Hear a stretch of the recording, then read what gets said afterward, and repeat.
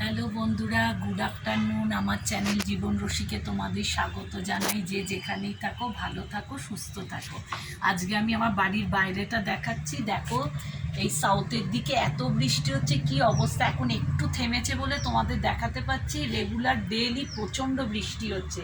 বৃষ্টিতে দেখো রাস্তার কি অবস্থা, পুরো জঙ্গলে ভরে গেছে। রাস্তাটা একদম ছোট দেখাচ্ছে, সব এপাশে চলে এসছে। ফুলগুলো জল পেয়ে কত তাজা হয়েছে।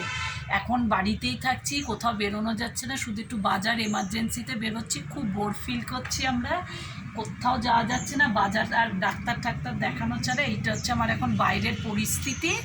তোমাদের আমি এটা দেখালাম, এরপর আমি কি লাঞ্চে খাচ্ছি সেইটা তোমার